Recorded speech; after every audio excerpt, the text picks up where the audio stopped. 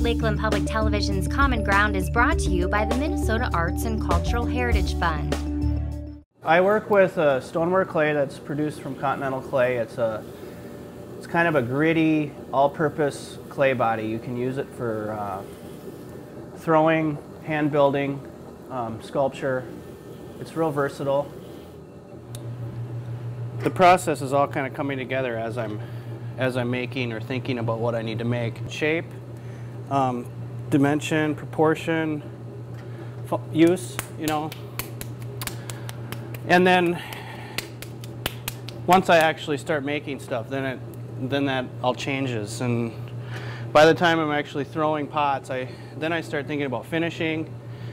And sometimes, you know, it's determined by what kind of commissions I'm working on at the time. So, you know, my creativity sometimes is bound by necessity too, which, you know, it's part of being a professional artist, I guess.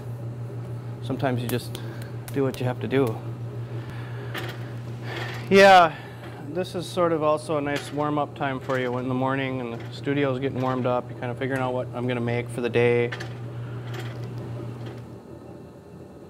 Today I'm going to work on a couple of commission projects I have going. I've got an account with a pub down in Crosslake, and I build them their beer steins. So I'm just going to throw the forms of those to get warmed up. And I need to make some tall vases to fill in my kiln. So to fill up the rest of the kiln firing. So I'm going to work on some sort of elegant vase shapes. A lot of times when I come into the studio, I'll start with smaller shapes first and get warmed up. A lot of times I'll make mugs or bowls. And today I'm making these mugs because I need to get them done. But yeah, you can see how these are kind of a nice warm-up, and I can kind of experiment with the proportions and different shapes. They're fun to do. Yeah, it's fun to watch it transform. I've always enjoyed watching videos of other potters making stuff, because I kind of forget. From my perspective, it's a little different than watching it. I remember when I first started doing it, just looking in books and magazines about how to make pottery, like how-to books and things. Just being fascinated by the transformation of the material. But I like the community aspect of it, and it's just fun to think of all those people down there having a good time drinking out of my mugs. There you go. All right. Well, maybe I'll make a couple of these vases.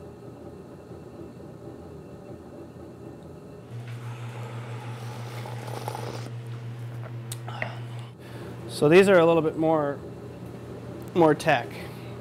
Take a little bit more time. So wedging over there was a pretty crucial part of the process, and this is probably one of the most important steps. It's the foundation of any shape that you're going to make on the wheel. Centering. It centers the clay into the middle of the wheel head, and it kind of homogenizes it and gets it ready to throw. You can see how it's just running smoothly through my hand. You're actually compressing the clay into the centermost point where it can't go up, it can't go down. It just is what it is, but it's just spinning perfectly. I always really stress this step. And it's one of the hardest things to learn, centering.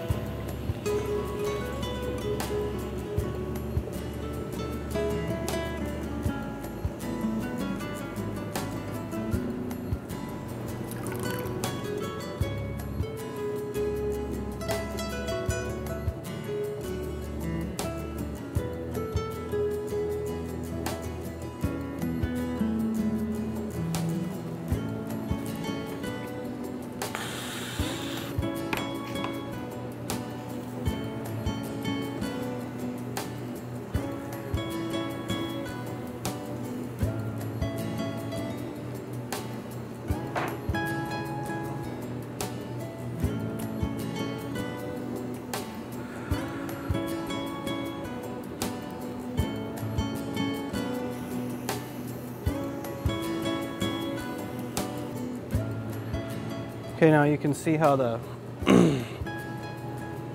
the form is kind of generic right now. I'm gonna heat up the rim of it so it's stiff. And the reason I'm doing that is because I'm gonna belly this form out. And as I'm forming it out, it's gonna put a lot of tension on the top. So by drying it out a little bit first, it'll make it stiffer so it'll hold its shape better.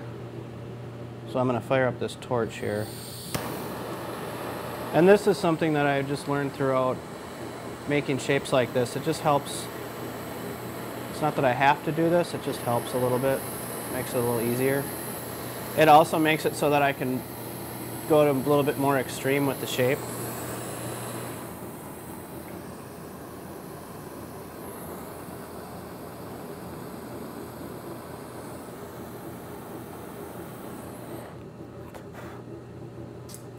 See it steaming. But now you'll be able to see how I can work with the lower part of the shape now a little bit more without affecting the top, because if I'm swelling this out, that top's going to stretch too. This helps me to be able to do a little bit more with it. And this is an important part to get the profile right, because once you get it off the wheel, you can't go back. I'm stretching it out, applying pressure from the inside out, bellying out the form, and I'm catching that pressure with this rib on the outside to create a nice clean profile. I'm creating the form that I'm going to make by stretching this rib with my hands. I like forms that are real refined and kind of smooth. I do use texture in my work at times, but lately I've been making things that are a lot more clean lined and kind of smooth. I sort of have I definitely have a palette of surface treatments and colors of glaze and different effects that I can get, and sometimes I'm more into earthier stuff, other times I'm making things that are a little bit brighter, more colorful. But finishing the pieces has always been the most challenging part for me. Making comes a lot more naturally to me than trying to make those decisions at the end where, what color is this going to be? What texture is it going to have?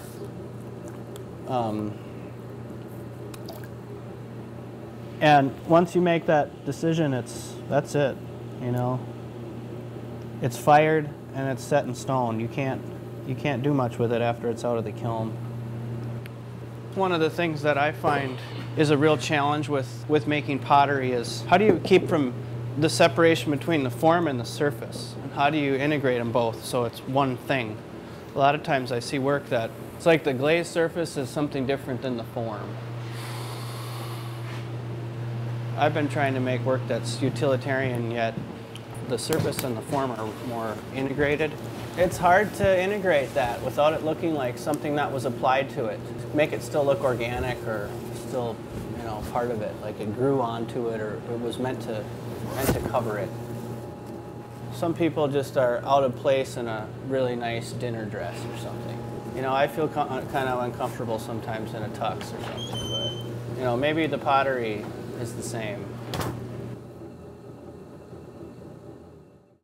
If you enjoyed this segment of Lakeland Public Television's Common Ground, consider making a contribution at lptv.org. If you have segment ideas pertaining to North Central Minnesota, contact us at legacy@lptv.org.